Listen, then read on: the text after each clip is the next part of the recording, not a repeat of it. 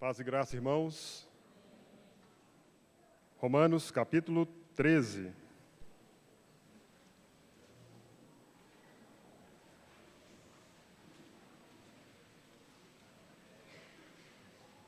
Romanos, capítulo 13.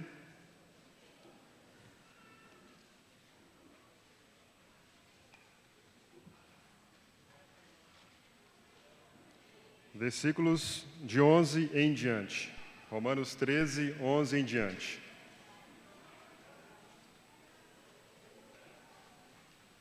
E digo a vós outros que conheceis o tempo, que já é hora de vos despertardes do sono, porque a nossa salvação está agora mais perto do que quando no princípio cremos. Vai alta a noite e vem chegando o dia. Vai alta a noite e vem chegando o dia. Deixemos, pois, as obras das trevas e revistamo-nos das armas da luz. Andemos dignamente. Andemos dignamente. Como em pleno dia, não em orgias e bebedices, não em impudicícias e dissoluções, não em contendas e ciúmes, mas revesti-vos do Senhor Jesus Cristo, e nada disponhais para a carne no tocante às suas concupiscências. Mais uma vez, ó Deus, nos apresentamos ao Senhor. Que o Senhor use a Tua palavra, Tua poderosa palavra, viva e eficaz, mais cortante do que a espada de dois gumes, que penetra na nossa alma, que conhece os desejos da nossa alma. Fala conosco por meio do consolo, da edificação e da exortação. Oramos a Ti, ó Deus, em nome de Jesus Cristo. Amém. Primeiramente, antes de entrarmos no texto propriamente dito, agradecer aos irmãos em Contagem por receber todas essas localidades. Sabemos que quão difícil é a organização de uma conferência, muitos pormenores, muitos bastidores, 24 horas, os irmãos têm aí os seus trabalhadores, por um lado, por outro, a liderança em Contagem, os presbíteros aqui nessa localidade. Nosso agradecimento em nome de todas as localidades por nos receberem aqui e se desdobrarem para fazer o melhor por cada um de nós. Amém? O texto proposto para essa conferência é o andar do cristão sendo luz nos últimos dias. Mas a verdade é que o andar do cristão tem que ser luz todos os dias. O andar do cristão, o tema proposto para a conferência foi um excelente tema, mas ele nos exorta não somente para os últimos dias, ele nos exorta, como diz as Escrituras, para todos os dias. O Senhor Jesus disse aos discípulos: vós sois a luz do mundo. Vós sois. Paulo, escrevendo aos Efésios, diz que vós outrora éreis trevas. Agora sois luz no Senhor. É interessante nós observarmos esse texto de Romanos, dos versículos de 11 a 14, 4 versículos no meio de todo um livro que nos traz uma exortação. Parece que foi colocado à parte, parece que está fora de um contexto de todo o livro, chamando a exortação aqueles irmãos em Roma. E ele diz aí algumas palavras de efeito, algumas frases de efeito. Conheceis o tempo, despertar do sono, vai alta a noite, vem chegando o dia, andemos dignamente. Irmão, você sabe que hora estamos da noite? Como aquela pergunta do profeta, guarda, a que horas estamos da noite? Você sabe que já vai alta a noite? João, no seu evangelho, no início do seu evangelho, diz que este é o julgamento, que os homens amaram, que a luz veio ao mundo, e os homens amaram mais as trevas do que a luz, porque as suas obras eram más. os homens preferiram as trevas em vez da luz do mundo. Os homens não sabiam discernir qual a altura das trevas daquele momento.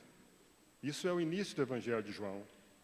No capítulo 13, quando o Senhor está à ceia com os seus discípulos, ele pega o pão, molha no bocado, diz o texto, entrega para Judas Iscariotes, e diz o texto ali: ele, tendo recebido o bocado, saiu logo, e era noite. João coloca que naquela noite, era noite. Estranho. Que noite a que João se referia? Trevas no início do livro? Era noite no capítulo 13? Romanos capítulo 1 nos diz que existem as obras das trevas.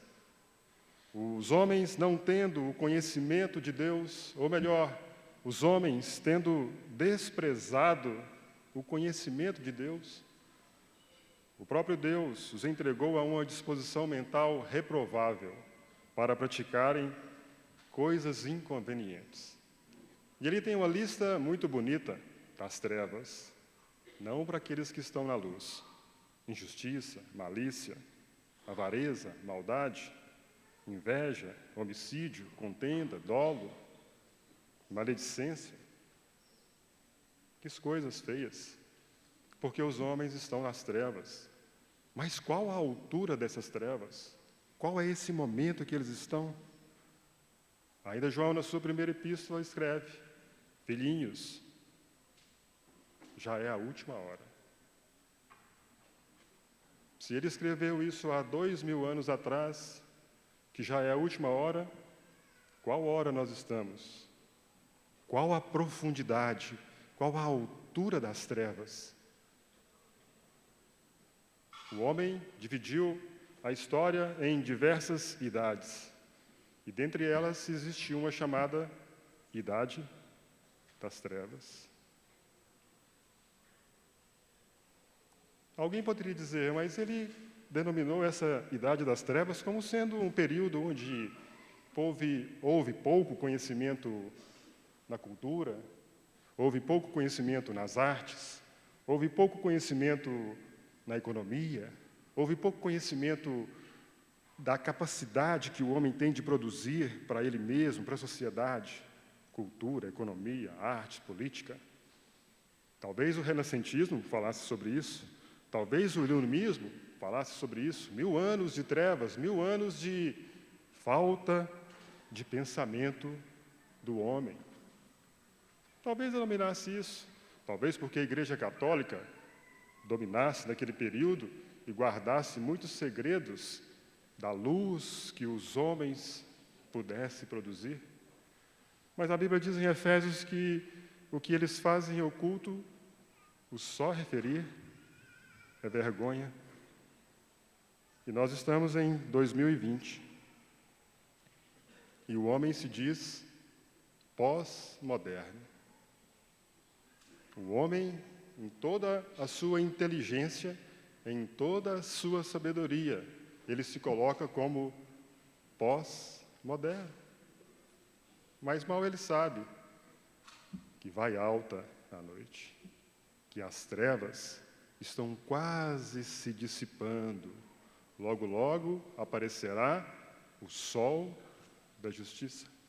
Mas o homem se coloca moderno, ele tem pensamentos, ele abraça o pluralismo, ele tem várias verdades, ele tem vários credos, ele tem vários deuses. Ele abraça o humanismo, colocando o homem como o centro de tudo, como aquilo que se deve voltar. O homem, sendo o centro do universo, também abraça o relativismo. Hoje não existe mais uma verdade absoluta. Tudo é relativo. Traga o seu problema, traga o que você está passando, que de repente nós temos a solução. Não vamos relativizar. Não tem uma verdade absoluta, porque os homens se encontram nas altas trevas. Vai alta a noite. Por que Paulo escreveu isso? No meio de um livro onde nós temos grandes doutrinas da fé cristã. O livro de Romanos, os irmãos conhecem, está sendo estudado aí em diversas localidades, deve ser estudado, de fato, em todas as localidades. Os princípios da fé cristã é um tratado de teologia cristã, um tratado de doutrina e prática cristã. Nós temos a fé, nós temos a conduta, nós temos a teologia, nós temos a prática.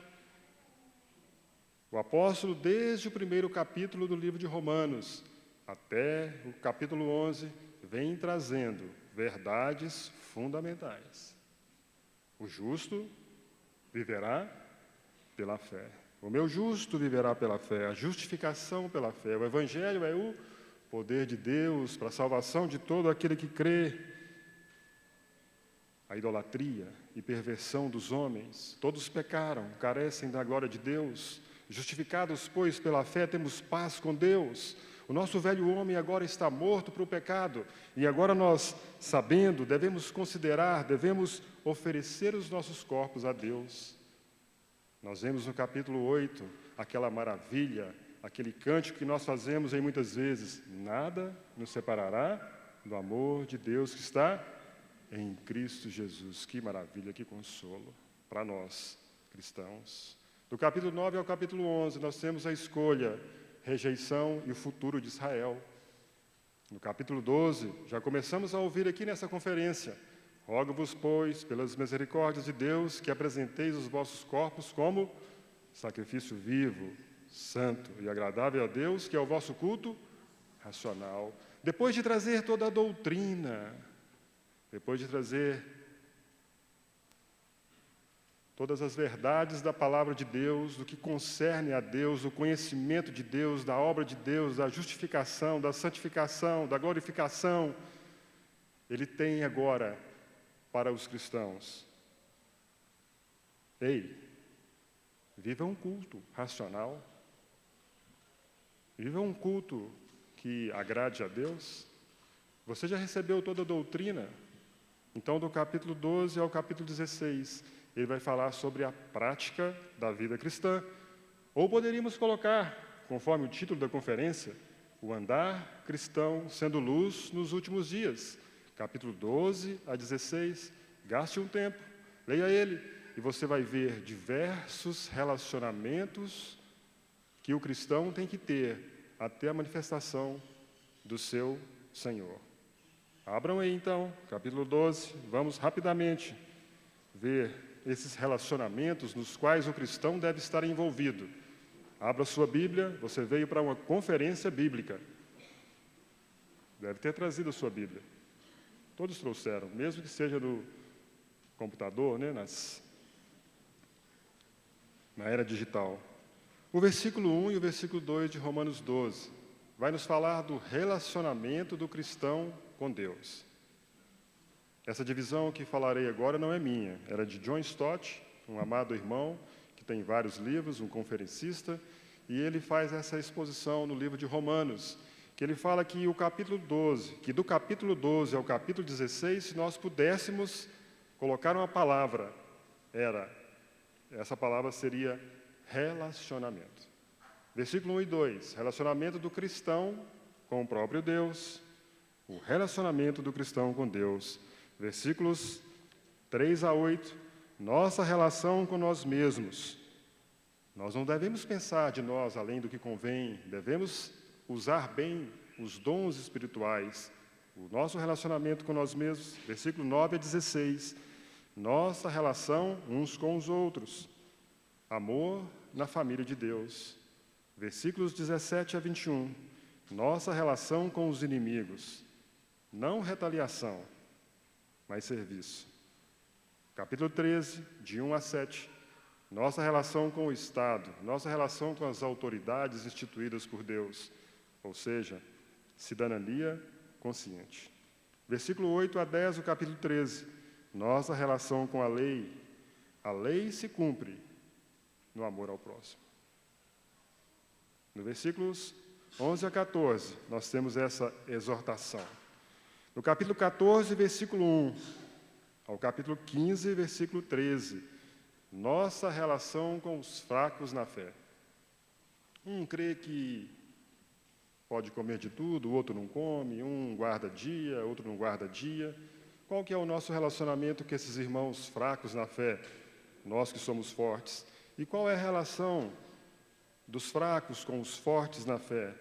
Não deve haver desprezo, não deve haver julgamento.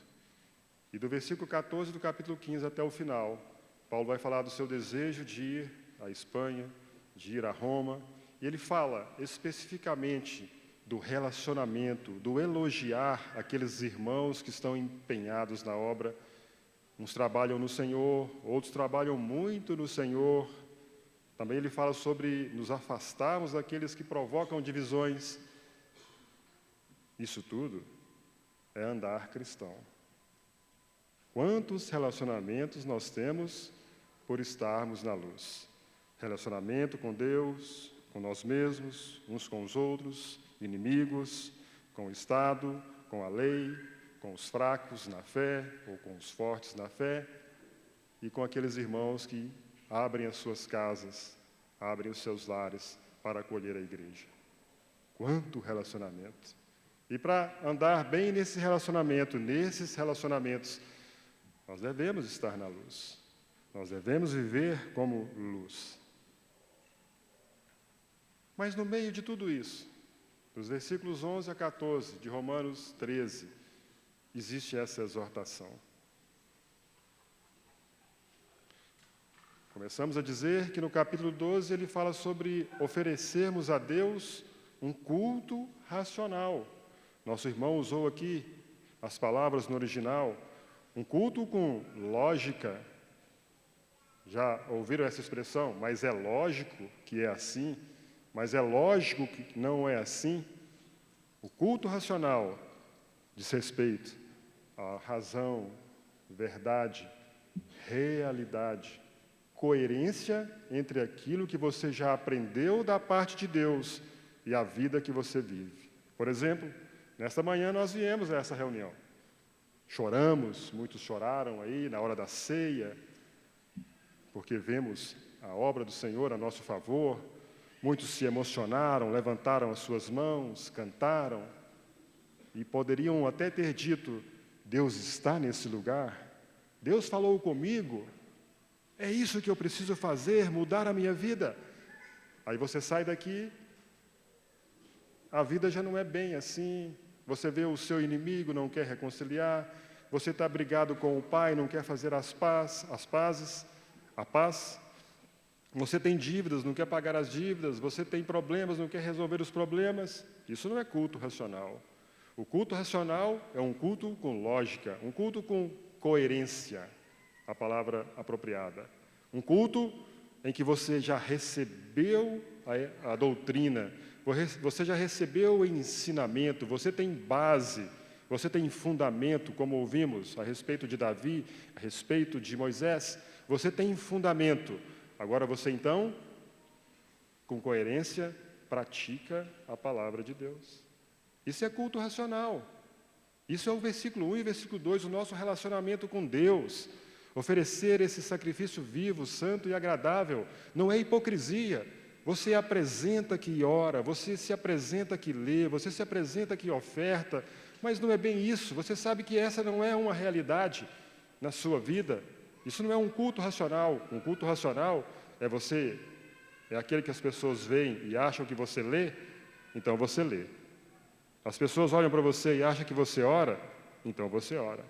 As pessoas olham para você e acham que você oferta, então você oferta. As pessoas olham para você e acham que você dobra as mangas e põe a mão no serviço, você faz isso. Você não vive como os fariseus, falam, mas não fazem. Culto racional, um culto com coerência entre aquilo que você aprendeu. Você coloca agora em prática.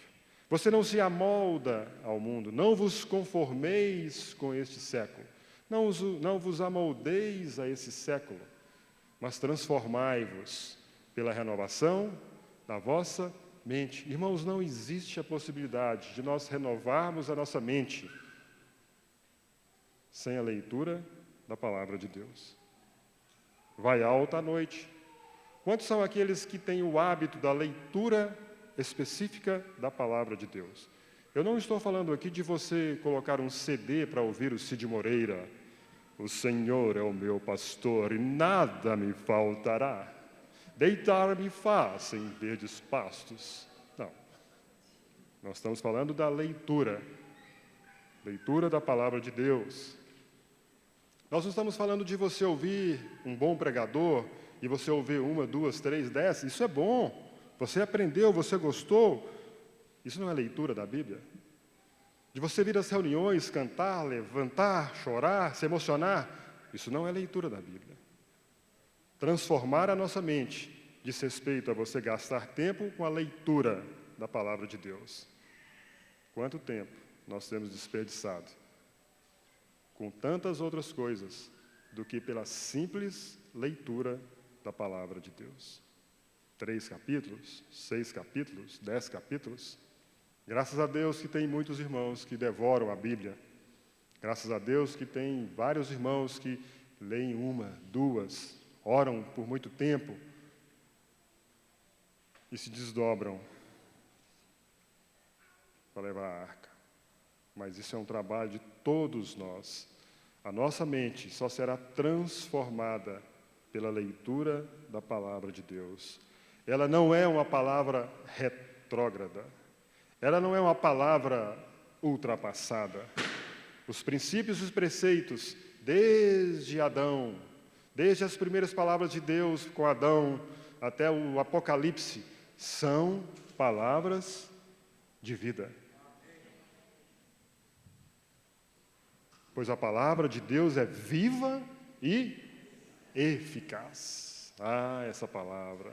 Essa palavra que, como diz o irmão no Salmo 27, o Senhor nos guarda no seu pavilhão, o Senhor nos guarda do dia mau. Ah, essa palavra.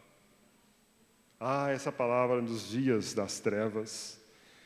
Mas eu queria pegar alguns exemplos na Bíblia de alguns que, por não atentarem momentaneamente dessa exortação na sua época, na exortação que nós também temos nos dias atuais, já é hora de vos despertardes do sono.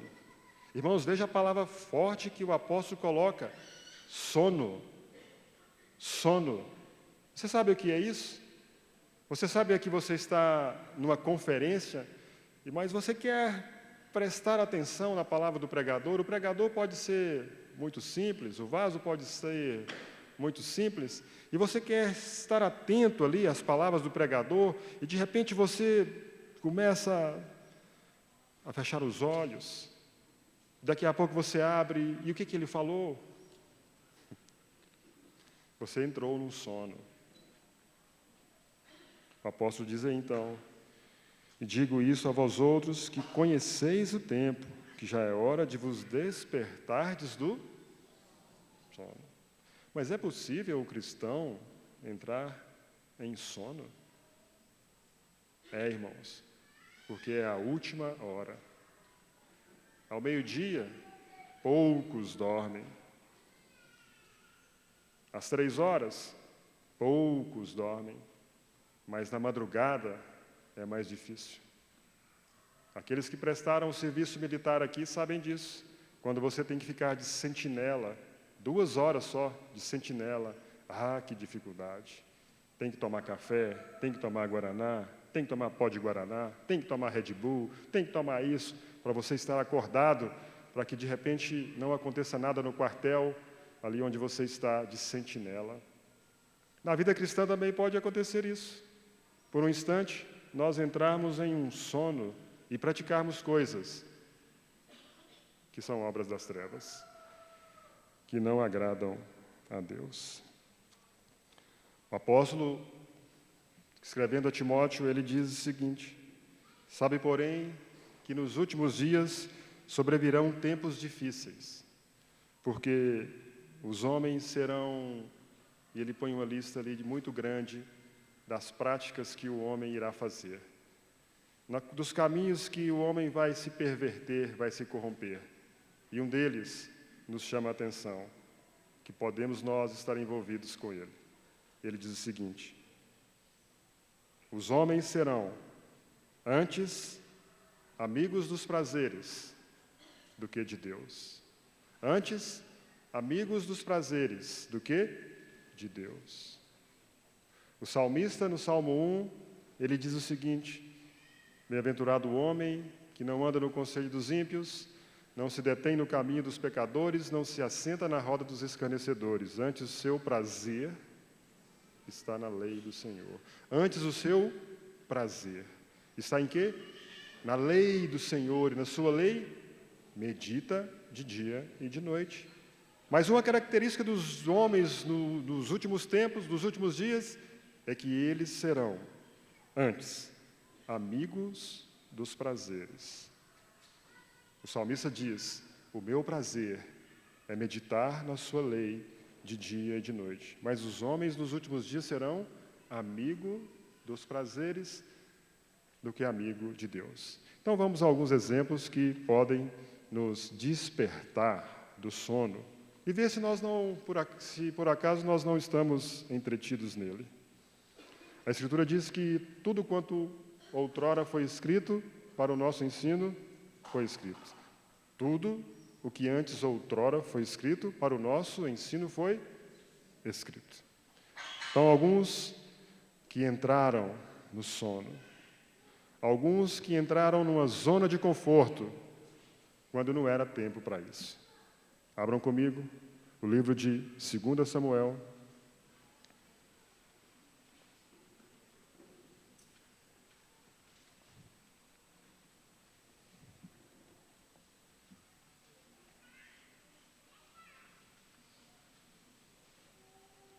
capítulo 11,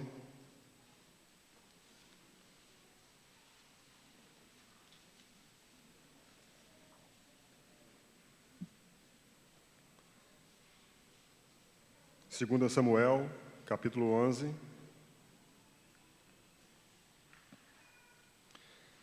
decorrido um ano, no tempo em que os reis costumam sair para a guerra, enviou Davi a Joabe e a seus servos com ele e a todo Israel, que destruíram os filhos de Amon e sitiaram a Rabá. Ponto e vírgula. Porém, Davi ficou em Jerusalém. Uma tarde, levantando-se Davi do seu leito, levantando Davi do seu leito, é hora de vos despertardes do sono. E andava passeando no terraço da casa real. Daí viu uma mulher que estava tomando banho. Era ela muito formosa. No tempo em que os reis costumam sair para a guerra, vai alta a noite, vem chegando o dia. Davi, a história dele dispensa comentários. Um grande estrategista de guerras em Israel. Quantos livramentos Deus fez a Davi? Outrora um urso, outrora um leão, outrora um gigante, outrora Saul. No futuro, Deus o livraria dos seus filhos. Quantos salmos temos de Davi? Quantas vitórias o Senhor lhe proporcionou? Ele tinha um encargo para ser rei em Israel, reinar sobre Israel, trazer a palavra de Deus, trazer a presença de Deus, ser um sacerdote de Deus, ser um embaixador de Deus em todo Israel. Mas esse capítulo 11, ele tem que ser escrito. Tudo que outrora foi escrito, para o nosso ensino foi escrito. Davi entrou num sono, temporariamente. Davi, num tempo de guerra, ele quis permanecer na sua zona de conforto. Aliás, ele é rei. Aliás, somos reis. Aliás, ele é sacerdote. Não sei, mas nós somos sacerdotes. Mas você vai permanecer no palácio enquanto é tempo de guerra? Que tragédia. Que consequências. Se você pegar o versículo 11, diz o seguinte: a triste história, o fim dessa história é que Davi adulterou. Levou aquela mulher para o palácio, deitou com ela, aquela mulher engravidou. O marido dela foi chamado da guerra, traz ele. Vamos tentar uma estratégia aqui. Naquela época não tinha... Tinha esperteza, como muitos aqui. De repente eu deito uma semana, um mês, a gravidez pode ser do marido, pode não ser. Essa era a estratégia de Davi. Mas olha só o que Urias disse, no versículo 11. Respondeu Urias a Davi: a arca, Israel e Judá ficam em tendas. Joabe, meu senhor, e os servos de meu senhor estão acampados ao ar livre. E eu hei de entrar na minha casa para comer, beber e para me deitar com minha mulher? Tão certo como tu vives e como vive a tua alma, não farei tal coisa. Enquanto a arca, Israel e Judá estão em tendas, Davi está onde? Não, ele dormiu, acordou, depois fez algumas coisinhas, né? Que coisinhas terríveis, que consequências trágicas. O povo de Deus está na guerra, o povo de Deus está lutando, a arca, Israel, estão em tendas, Davi em casa, no palácio. Ele diz aí, Joabe e os servos do rei estão acampados ao ar livre, e Davi está no palácio real. Os irmãos estão na batalha, reuniões de oração, reuniões de leitura, reuniões de jovens, reuniões dos lares, reuniões de batismo. E você fica em casa, na Netflix? No tempo de sair da guerra, você permanece em casa? Que tragédia, que consequência. Quem não sai para a guerra em tempo de guerra, pode morrer no palácio. Nada disponhais para a carne no tocante às suas concupiscências. Nada disponhais. Ah, se Davi tivesse na guerra, a janela do seu quarto, ele não teria visto aquela mulher. Ah, se eu não tivesse dado aquela olhadela. Ah, se eu não tivesse visto aquele vídeo. Ah, se eu não tivesse passado naquela rua. Ah, se eu não tivesse tido aquela conversa, talvez eu não teria pecado. Mas o apóstolo diz, nada disponhais para a carne. Não alimente a carne no tocante às suas concupiscências. Davi, ele entrou numa zona de conforto. Davi, ele sentou ali no palácio, que beleza de palácio. Entrou no de marfim, tem ar-condicionado, no 18, é bacana, não é não? Uma vista para uns campos verdejantes. Eu já tive lá no campo, agora eu quero um ar-condicionado, agora eu quero olhar daqui. A lua eu quero ver daqui, as estrelas eu quero ver da minha casa. Eu não quero mais estar exposto ao deserto. Para que deserto? Deixa eu no meu sono, deixa eu na minha zona de conforto. Que tristeza, que tristeza. Isso é tão sério, irmãos, que Davi, ele ficou um tempo desse jeito. Ele ficou, e ainda mandou matar o homem. O profeta teve que vir e sacudir ele. Ei, Davi, que loucura que você fez. Ele escreve o Salmo 32, ele escreve o Salmo 51, mas ele já tinha estragado por demais a sua vida por um sono, por uma zona de conforto. Marcos capítulo 1.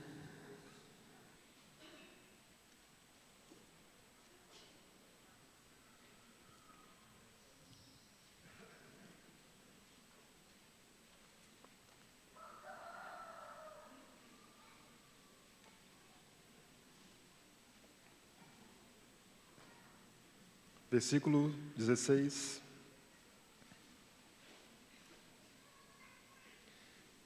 Marcos 1:16. Caminhando junto ao mar da Galileia, viu os irmãos Simão e André, que lançavam a rede ao mar, porque eram pescadores. Disse-lhes Jesus: vinde após mim, e eu vos farei pescadores de homens. Então eles deixaram imediatamente as redes e o seguiram.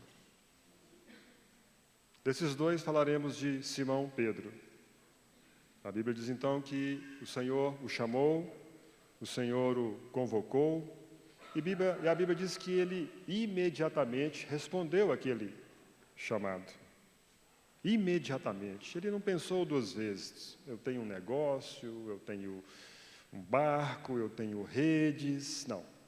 Imediatamente ele se propôs a seguir ao Senhor. E a história também de Pedro nós conhecemos, né? Aquele camarada extrovertido, aquele camarada tempestuoso, aquele camarada que ia à frente dos demais, falava demais, o Senhor precisava controlá-lo, mas nós sabemos da sua capacitação, das suas experiências, da sua impetuosidade, da sua obra, do empenho, intrepidez, da sua resolução. Sabemos que ele era um apóstolo, sabemos que ele teve experiências extraordinárias, andar sobre as águas. Olha, quem aqui queria andar sobre as águas? Que experiência, hein? Andar sobre as águas. Ele foi aquele que confessou o Senhor: tu és o Cristo, o Filho do Deus vivo. Ele foi aquele que estava no Monte das Transfigurações, com poucos outros. Viu ali o Senhor, as vestes do Senhor sendo transformadas, viu Moisés, viu Elias. Que experiências! Que andar com o Senhor. Cortou a orelha de Malco pelo seu Senhor, por amar o seu Senhor, por se entregar ao seu Senhor. Não, vocês não vão prendê-lo. Foi ali e cortou a orelha de Malco. Teve aquela experiência de ir ao mar, pescar um peixe, tirar uma moeda. Será que vai ter? Quantos peixes ele pegou? E o fato é que nós conhecemos a história de Pedro, e poderíamos dizer, quantas experiências, quanto andar de Deus na vida desse homem com o Senhor Jesus. 3 anos e meio. Isso, o que nós temos registrado é pouco das experiências que ele teve com o Senhor. Quanta experiência! Esse homem não vai fraquejar, esse homem jamais tropeçará. João capítulo 20 e 21. João, nos capítulos 20 e 21, vai nos dizer que o Senhor Jesus apareceu para os discípulos 3 vezes. E ali, no capítulo 21, eu gostaria que os irmãos lessem comigo. João 20 e 21. Depois disto, João 21, 20 e 21 é o relato que o Senhor aparece 3 vezes a ele. E no capítulo 21, a partir do versículo 1, diz o seguinte: depois disto, tornou Jesus a manifestar-se aos discípulos junto ao mar de Tiberíades. E foi assim que ele se manifestou. Estavam juntos Simão Pedro, Tomé, chamado Dídimo, Natanael, que era de Caná da Galileia, os filhos de Zebedeu, e mais 2 dos seus discípulos. Disse-lhes Simão Pedro: vou pescar. Disse-lhe Simão Pedro: vou pescar. Pescar é bom, não é? Quem gosta de pescar aí? Alguns não gostam, mosquito demais, não sei o que tem, é poeira demais na estrada. Mas aqueles que apreciam a pesca, eles vão ali, não fazem nada. Joga ali o molinete, né? No rio, espera ali meia hora, 1 hora, 2 horas, para pegar um peixe desse tamanhozinho. Quando pega o peixe, outrora vem um cágado, vem outros bichinhos lá, e aí ele pensa assim, quem é pescador, o que eu estou fazendo aqui, né? Por que eu não estou em casa com a minha esposa, num lar quente? Mas quem gosta de pescar e gasta mais dinheiro na pescaria. Se ele for no mercado comprar um peixe, muito mais barato. Mas, enfim, gostam de pescar. Pedro diz para os demais discípulos, eu vou pescar. Pedro, no início do Evangelho de Marcos, você resolutamente, imediatamente, se prontificou a servir ao seu Senhor. Ele tem um mandado para você, um chamado para você, eu farei de você pescador de homens. E você vai voltar à pesca? Você vai voltar à prática daquilo que o Senhor já te tirou de lá? Mas eu gosto. Eu gosto de andar de bicicleta, ficar magrinho 3 horas por dia. Levanta às 4 da manhã. Zona de conforto. Sono. É lícito? É lícito? Zona de conforto. A Bíblia diz que se alguém está em Cristo, nova criatura é, nova criação é, as coisas velhas passaram, eis que tudo se fez. E Pedro quer voltar para a pesca. Estranho. Vou pescar. Pedro, você tem um comissionamento, você tem um trabalho, você tem a obra de Deus, você já viu a obra de Deus, as manifestações de Deus, experiências com Deus. Quantas curas você viu, Pedro? Irmãos, quantas curas você já viu? Quantas libertações você já viu? Quantas salvações você já viu? Quantas libertações, a palavra não é essa, quando vai acontecer um acidente? Livramentos você já viu da parte de Deus? E você vai voltar a pescar? O que eles apanharam naquela noite? O que Pedro apanhou? Nada apanharam, diz o texto. Nada apanharam. Em sua zona de conforto, vocês não terão resultados para Deus.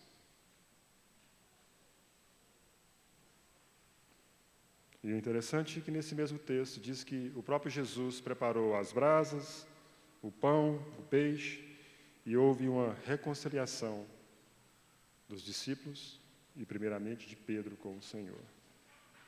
Irmãos, você quer permanecer na sua zona de conforto? Você quer permanecer no seu sono? Mas ainda bem que nós não temos exemplos só negativos. Ainda bem que as Escrituras nos trazem bons exemplos. Lembrando, Davi foi restaurado, Pedro foi restaurado e foram usados. Momentaneamente eles deram uma cochilada na reunião, no caminhar cristão. Entraram numa zona de conforto. Mas a Bíblia diz sobre Neemias, abram por favor, antes de Salmos, antes de Jó, Neemias, Esther, Jó. Neemias capítulo 1.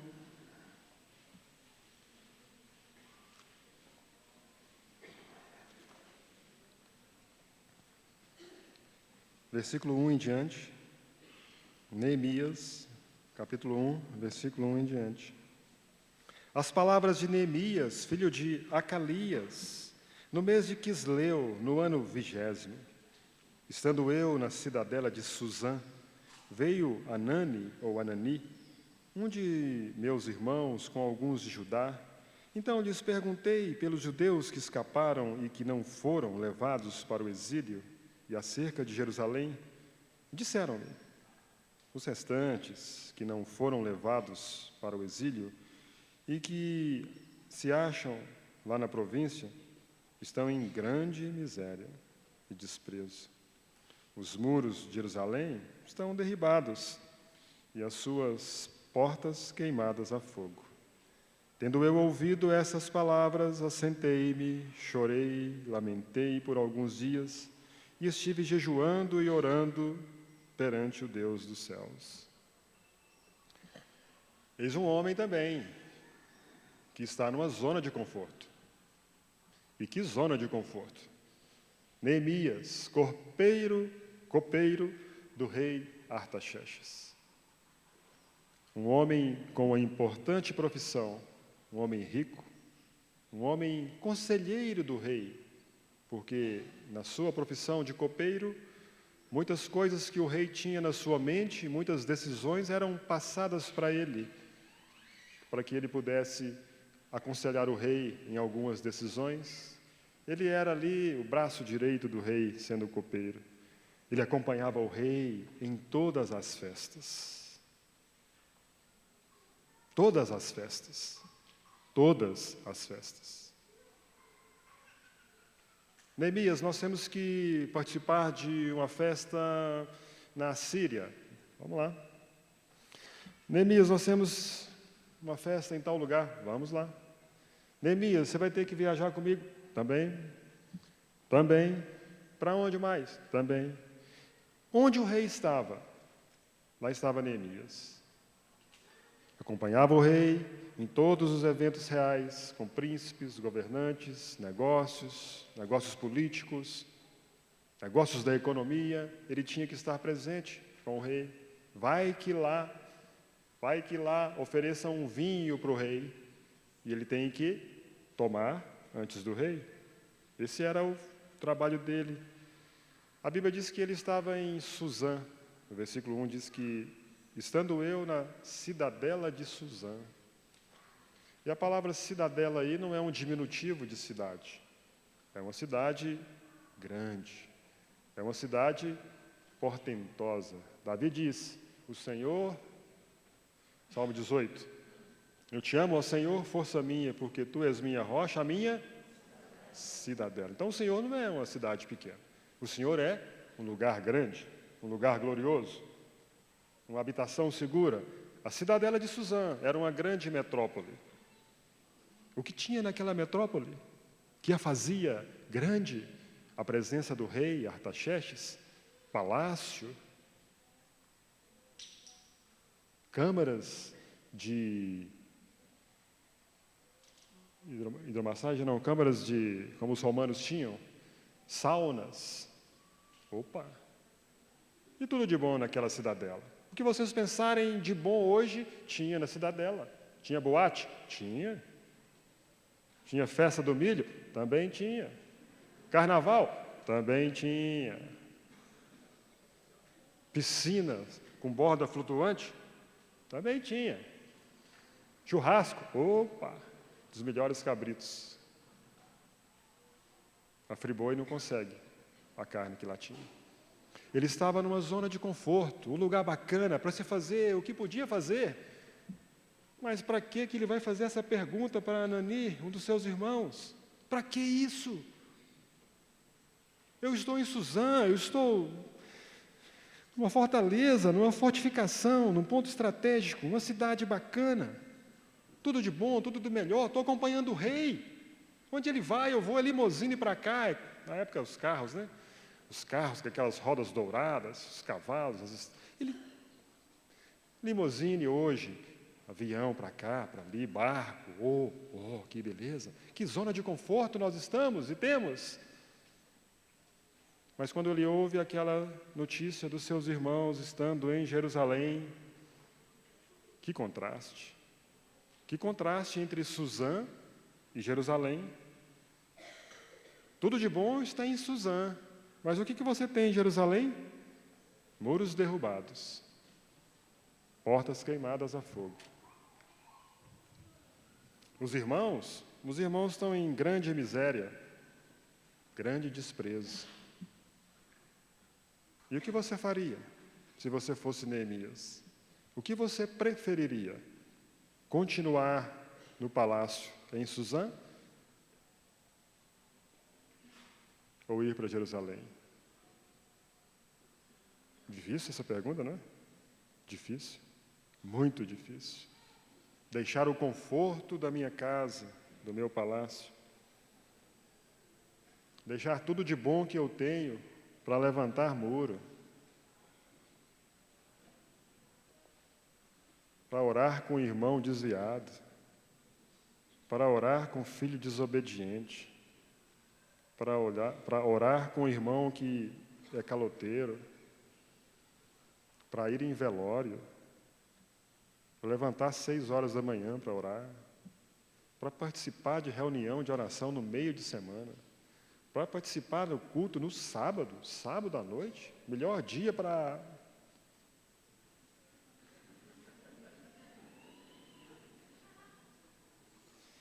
Mas ele não pensou 2 vezes, essa é a sua história. Tendo ouvido, diz a Bíblia, assentei-me, chorei, lamentei, jejuei, orei. No capítulo 2 de Neemias, versículo 1.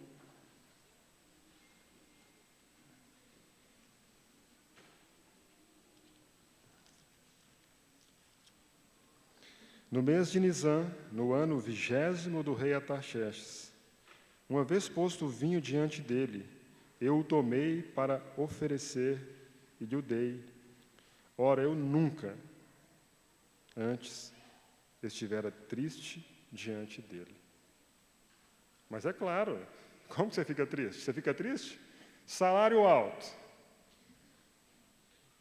Caminhão, uma frota atrás da outra.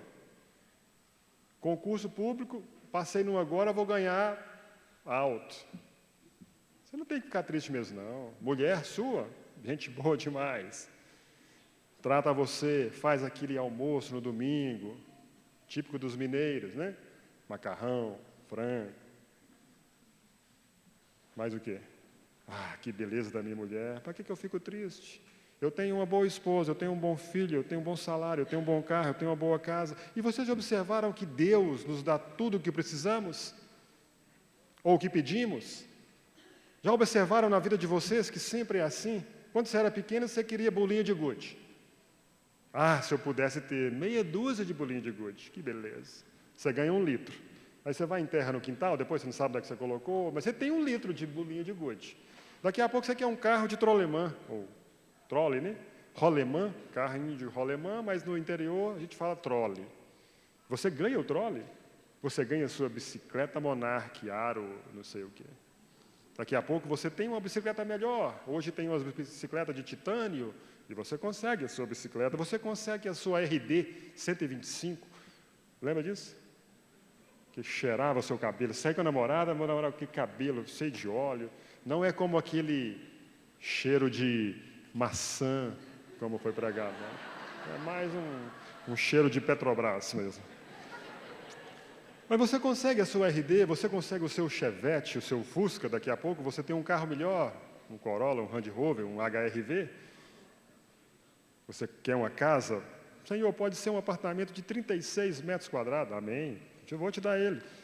Daqui a pouco é 60 metros, daqui a pouco é 90, daqui a pouco é 300 metros no condomínio. Que bom, Deus te deu tudo isso. Mas eu vou ter que trocar tudo isso? Diz o texto que Neemias nunca esteve triste, mas é lógico, ele nunca vai ficar triste. Tenho tudo, minha namorada é a mais bonita, dos olhos verdes, bem enloirada. Opa. Mas a Bíblia diz que ele estava triste. Mas por que ele estava triste, gente? Por que ele estava triste? Ele tem tudo nas mãos, tem uma zona de conforto, tudo do bom e do melhor. Mas o coração dele não estava naquele lugar.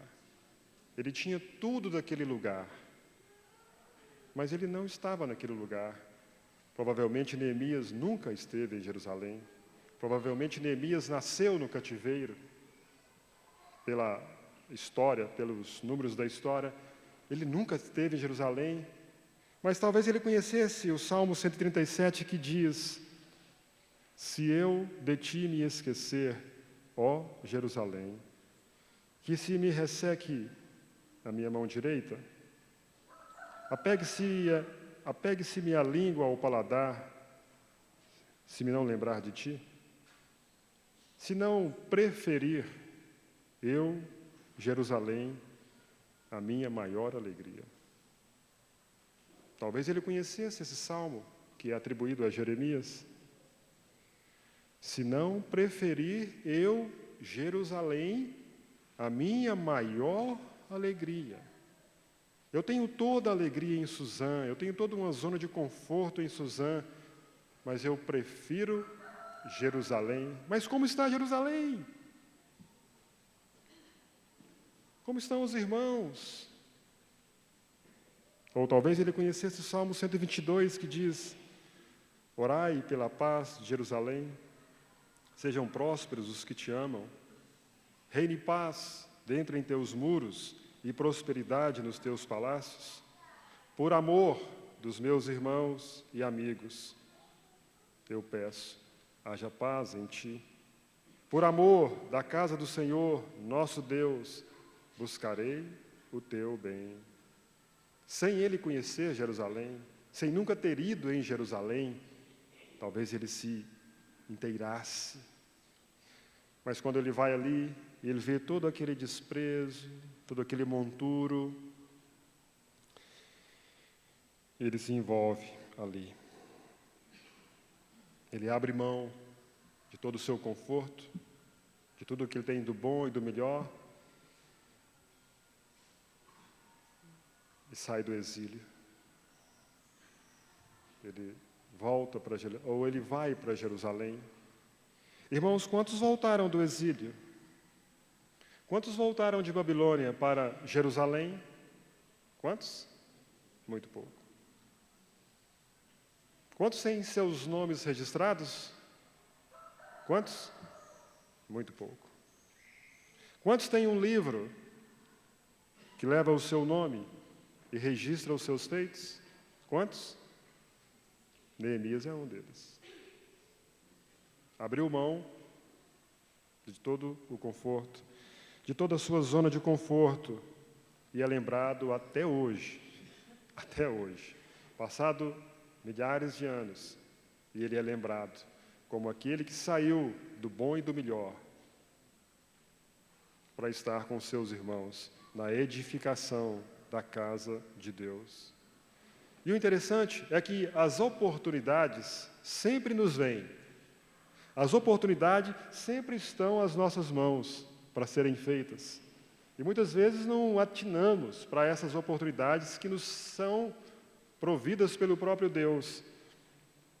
O Senhor Jesus, no final do livro de Mateus, naquele texto chamado O Grande Julgamento, ele diz que alguns vão perguntar para ele: Senhor, quando eu vi o Senhor com fome?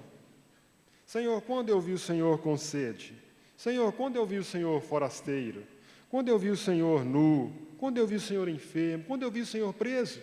Vejam quantas oportunidades de nós sairmos da nossa zona de conforto. E a Bíblia diz: sempre que o fizestes a um destes meus pequeninos irmãos, a mim me fizestes. Irmão, sai da sua zona de conforto hoje.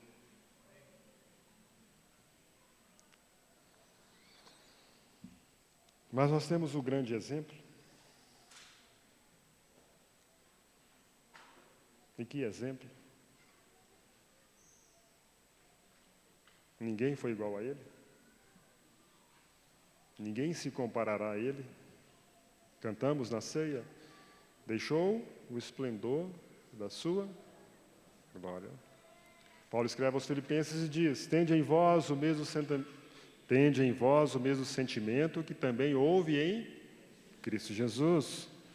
Pois ele, subsistindo em forma de Deus, não julgou com usurpação ser igual a Deus. Antes a si mesmo se esvaziou. Esvaziou de quê? Esvaziou de quê? Onde ele morava? Se é que o homem pode descrever o local da habitação de Deus. Onde ele morava? Quem estava ao redor dele? Sim, Filipenses diz que ele se esvaziou, tornou-se servo, figura humana, se humilhou, obedeceu, teve a morte de cruz, Deus Pai o exaltou. Mas apliquemos aqui: onde era a sua morada? Onde era a sua zona de conforto? A zona de conforto de Jesus se chamava glória. é o que o homem conseguiu colocar. É o que o homem conseguiu aproximar do local de habitação de Deus. Ele definiu esse local como glória.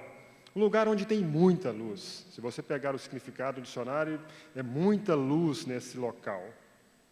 Mas se nós olharmos Isaías no capítulo 6, ele diz que no ano da morte do rei Uzias, eu vi o Senhor assentado sobre um alto e sublime trono, serafins estavam em volta dele, clamavam uns aos outros, dizendo: Santo, Santo, Santo é o Senhor dos exércitos, toda a terra está cheia da sua glória. Essa é a habitação dele. De quem? Do Deus Todo-Poderoso. Mas Jesus disse: eu e o Pai somos, eles estão juntos, são coexistentes. A Trindade santa e bendita estão ali na glória.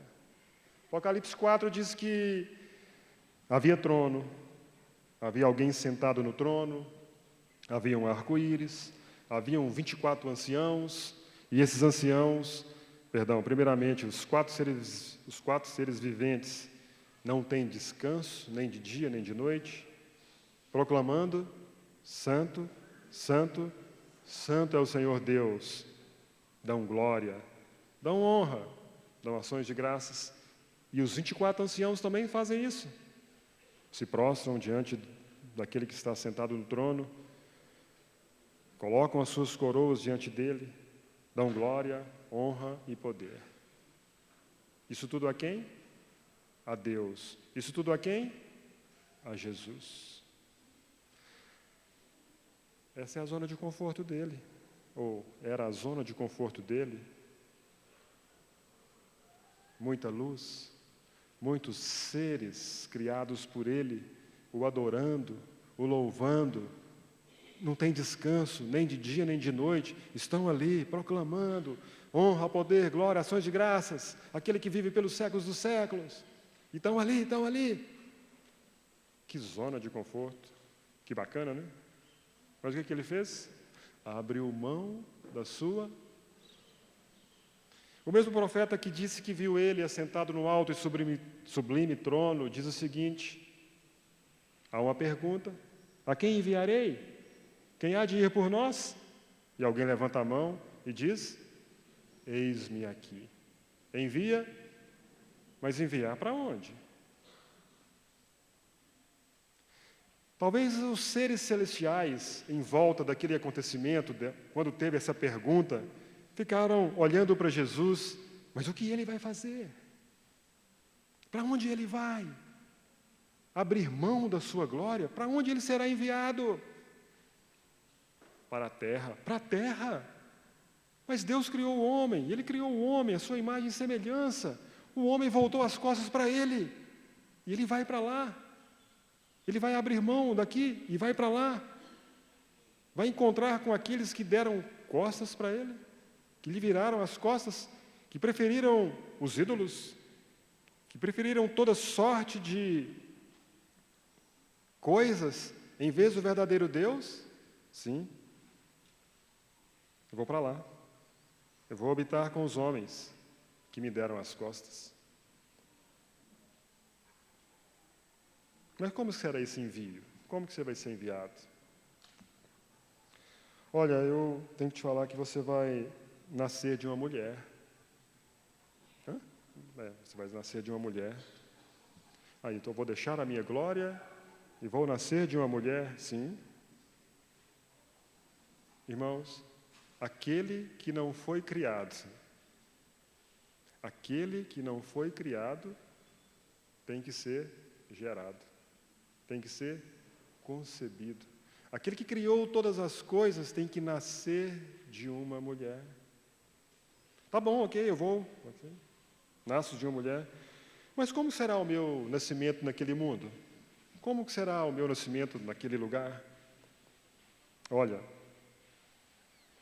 você é o Todo-Poderoso.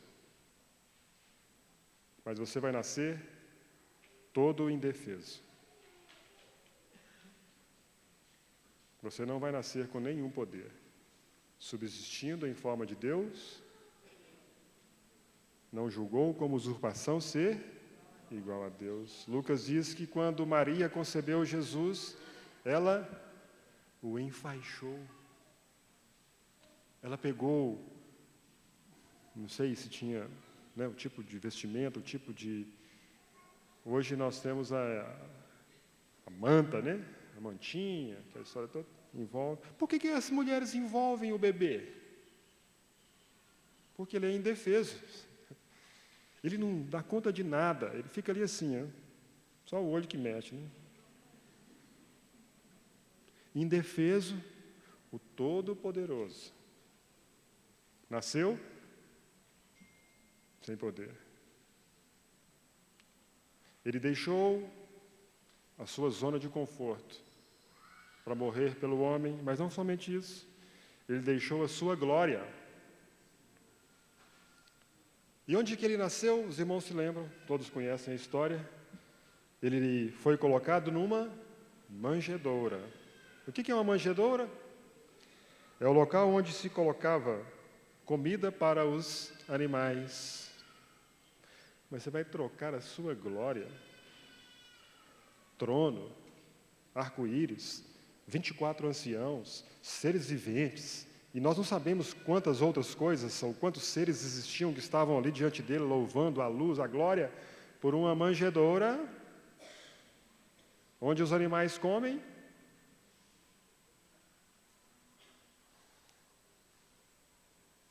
Mas eu vou nascer pelo menos numa hospedaria, num hotel bacana?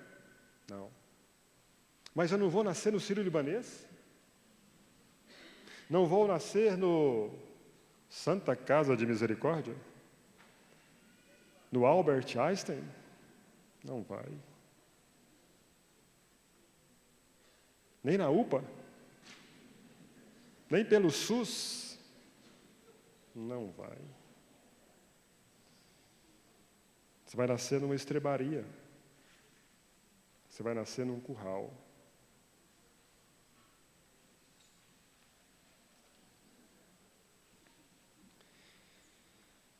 Aquele que recebia glória, honra, poder, ações de graças, agora recebe vários elogios dos homens. Glutão. Ei, glutão. Ei, bebedor de vinho.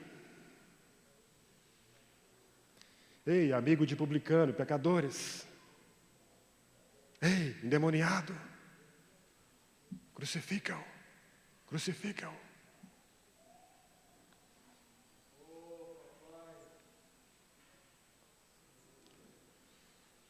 Querem saber como era a sua aparência depois que ele deixou a glória?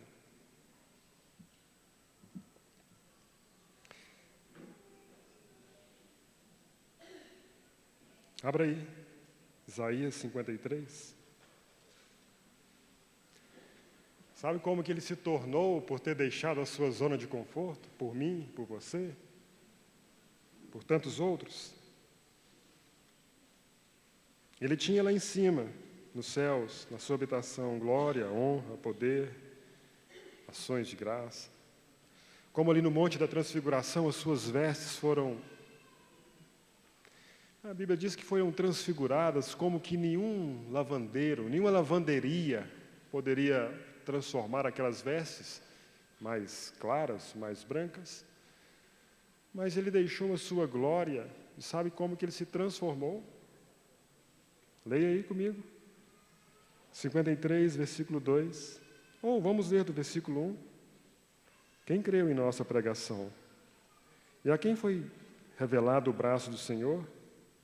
Porque foi subindo como renovo perante ele, e como raiz de uma terra seca. Você sabe imaginar o que é isso? Raiz de uma terra seca. Não tinha aparência nem formosura, mas ele não é o Rei da Glória? Olhámo-lo, mas nenhuma beleza havia que nos agradasse. Mas ele não é o Rei da Glória? Era desprezado. E o mais rejeitado entre os homens. Homem de dores, que sabe o que é padecer, e como um de quem os homens escondem o rosto, era desprezado, e dele não fizemos caso.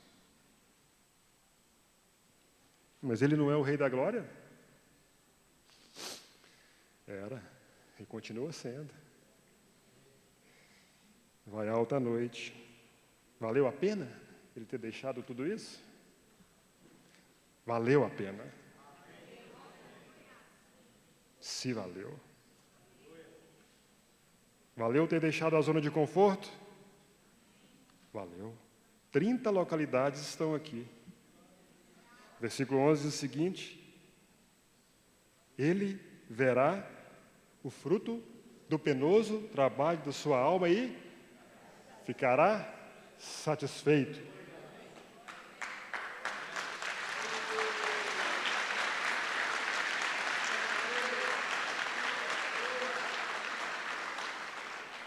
Ou como diz Hebreus, eis-me aqui e os filhos que Deus me deu. Irmãos, por isso que nós choramos, muitas vezes, numa reunião de ceia ou qualquer tipo de reunião, quando vemos que Ele abriu mão da sua glória. Para quê? Para morrer por você, para morrer por mim. Paulo escreve aos Coríntios e diz o seguinte: pois o amor de Cristo nos constrange, julgando nós isto, um morreu por todos, logo todos morreram. Me ajudem aí. E ele morreu por todos, para que os que vivem não vivam mais para aquele que por eles morreu e... Irmão, você vai permanecer na sua zona de conforto? Como nós gostamos de viver numa zona de conforto. Como nós gostamos de nós mesmos. E para concluir, Lucas capítulo 24.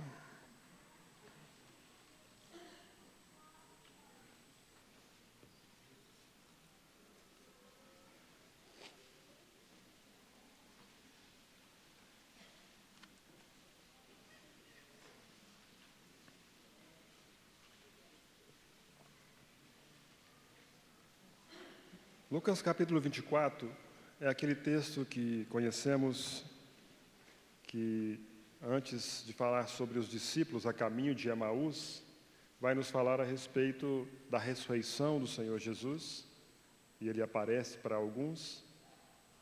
E naquele mesmo dia ele aparece para esses dois discípulos, um deles chamado Cleopas, e há um diálogo entre o Senhor Jesus e esses dois discípulos.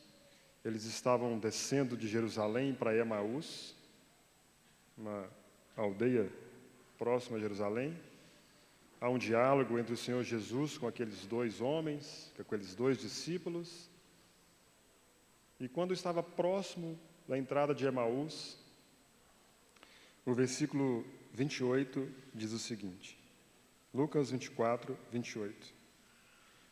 Quando se aproximavam da aldeia para onde iam, fez ele menção de passar adiante. Nos dá a entender que Jesus não queria entrar em Emaús. Ele queria passar a uma outra cidade, não em Emaús. Diz o seguinte, o 29. Mas eles o constrangeram, dizendo, fica conosco, porque fica conosco, Senhor. É tarde. Vai alta a noite. O dia já declina. E o que o Senhor fez? Entrou para ficar com eles. Que misericórdia! Aqueles discípulos, eles estavam, nos últimos dias, envolvidos num grande acontecimento em Israel, num grande acontecimento em Jerusalém. O seu Senhor, o Messias, o Cristo ungido, fora crucificado, fora sepultado. E eles sabiam tudo aquilo. Talvez tenham acompanhado o Senhor desde o início do seu ministério, 3 anos e meio antes, e talvez eles tenham acompanhado o Senhor Jesus em tudo em todas as suas obras. E agora eles estão discutindo, mas ele era para ser o libertador, ele era para ser o nosso Senhor, libertar de tudo, do Império Romano, das cadeias, estabelecer um reino. Eles sabiam tudo sobre o Senhor, todos os acontecimentos, tudo o que lhe tinha acontecido. Mas o Senhor tem que chamar a atenção deles. O Senhor não queria ir para Emaús. Sabe o significado da palavra Emaús?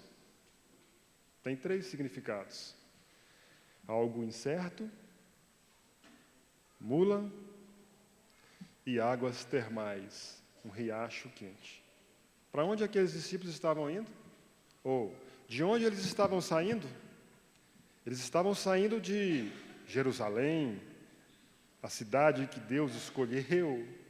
Ou poderíamos colocar, eles estavam saindo da comunhão dos santos, eles estavam saindo da igreja, eles estavam buscando alguma coisa, como que é a tradução mesmo da palavra? Águas termais, riacho quente, caldas novas? Mula, sem entendimento, algo incerto. Por isso que o Senhor não queria ir ali. Por isso que o Senhor não queria entrar, o Senhor queria ir adiante. Irmãos, prestem atenção. No versículo 33. Na mesma hora, e na mesma hora, levantando-se, voltaram para Jerusalém, onde acharam reunido os 11 e outros com eles. Voltaram para Jerusalém. Senhor, já é tarde. Senhor, vai alta a noite. Senhor, não me deixa toscanejar. Não me deixa entrar num sono. Senhor, não me deixa na minha zona de conforto. Sim, eu tenho misericórdia de você. Eu entro com você, ceio com você, mas não permaneça aqui. Volta para Jerusalém. Irmãos, olha só o versículo 1 do capítulo 24. Mas no primeiro dia da semana, alta madrugada,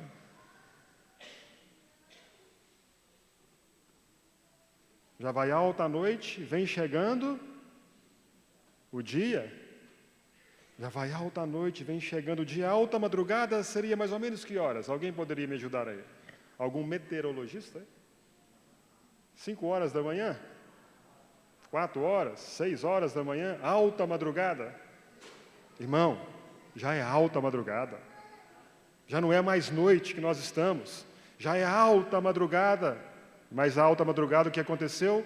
Algumas mulheres, alguns estiveram ali, viram a sua ressurreição. Viram que ele havia ressuscitado dentre os mortos. Os anjos anunciaram: ei, por que vocês buscam entre os mortos aquele que está vivo? Então aqueles discípulos agora, então, com os olhos abertos pelo Senhor, esclarecidos o seu entendimento, voltam para Jerusalém, anunciam: vimos o Senhor, o nosso coração ardia quando Ele falava conosco, nos expunha as Escrituras. Irmãos, sai da sua zona de conforto. Irmão, dá para orar mais, não dá? Dá para ler mais? Você acha que a quantidade que você tem feito de leitura é o suficiente? Dá para orar mais, dá para ler mais, dá para congregar mais, dá para murmurar menos. E quantas outras coisas que o Senhor, na sua misericórdia, pode fazer conosco. Levantemo-nos e sirvamos ao Senhor. Que Deus os abençoe, em nome de Jesus.